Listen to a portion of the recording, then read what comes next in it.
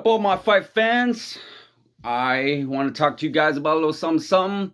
Well, it's not really. I guess it's old news. So the fight got announced: Justin Gaethje versus Michael Chandler. And guys, this is gonna be one epic fight. One epic fight. I've been a fan of Michael Chandler ever since he was in Bellator. I think his first fight that I saw him in was the only reason why I saw him in there was because he fought Benson Henderson. It was their first fight in Bellator, and that was an epic fight itself. And then after when seeing that fight take place, I actually got pretty excited. Like, whoa, who's this guy?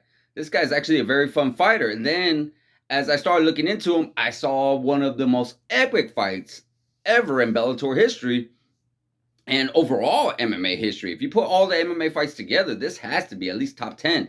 Was Michael Chandler versus Eddie Alvarez part 1. And man, was that a hell of a fight.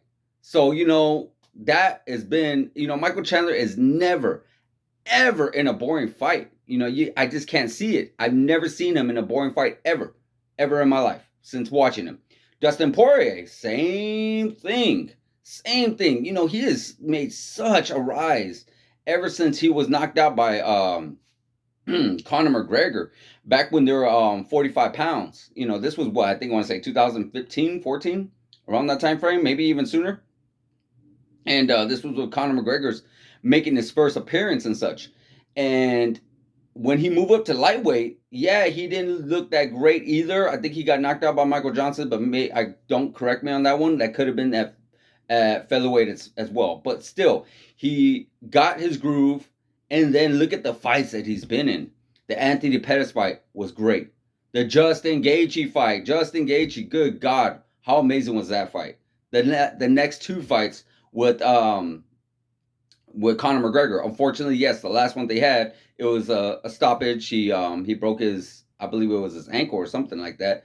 Conor McGregor did. But nonetheless, he still, Dustin Poirier was looking like a beast on him. I don't think Conor was ever really even in that fight. Then you look at Max Holloway, that fight, another epic one, which got him the title. He did have some unfortunate losses, but look who he lost to. He lost one of the best ever, Khabib, and then he lost to probably the guy who I would consider the pound for pound number one right now in Charles Oliveira. Got tapped out by rear naked choke in both of them. So nonetheless, these guys, and we look at Michael Chandler, before I move forward, again, his recent two losses was to an epic, all-out, top 10, again, best fight of all time against him and Justin Gaethje back in November last year. And then he lost to, obviously, Charles Oliveira and got, stopped in that fight. But again, that was another good fight. That was another great round. He actually almost was very, very close, in my personal opinion, very close from getting that win over Charles Oliveira. So with all that being said, we are walking into one hell of a fight, one hell of an epic fight with these guys. I'm telling you, there is like the wrestling that these guys have. I think I would give the wrestling edge to Michael Chandler just a little bit, but I would give the jiu-jitsu edge to Dustin Poirier. But the striking, I think these guys can match each other punch for punch. Seriously, these guys literally do not stop. It is almost next to impossible to knock these guys out. Like I said, yes, he got caught. Michael Chandler got caught by Charles Oliveira. He got caught with a good shot, dropped him, and the fight was stopped. Dustin Poirier, on the other hand, has not been stopped in a fight by punches since his featherweight fight with Conor McGregor. And like I said, that was like probably almost 10 years ago now.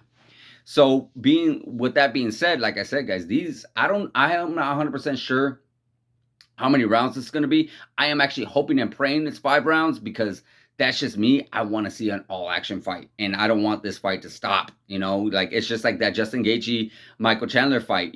How great would it have been if we would have saw 2 more rounds out of these guys. 2 more. I swear. But nonetheless, this is happening. November, I believe it's November 12th. It's on the card of Israel Adesanya versus Alex Pereira.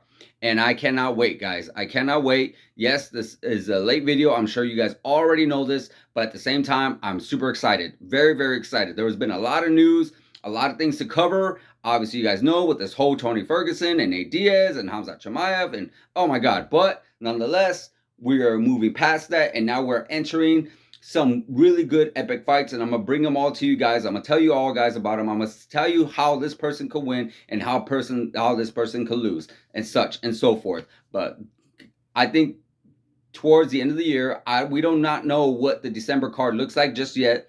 But I think out of all the fights that we're coming up to, and we got a lot of fights. We still got that Makhachev versus Charles Oliveira. We got the Sean O'Malley versus Peter Yan. We got the Aljamain Sterling versus TJ Dillashaw. That's all on one card. And then, of course, we got Izzy going against Pereira in his next fight. Then we got possibilities of the December card. We, again, do not know. But this is by far the most talked about. This is by far the most look forward to fight that you can even think of. Michael Chandler versus Dustin Poirier, November 12th. Guys, do not miss out. Let me know what you guys think. Let me know how excited you guys are. Let me know if you guys think it's going to be a 3-round fight or a 5-round fight. Let me know who you think is going to even win in this fight.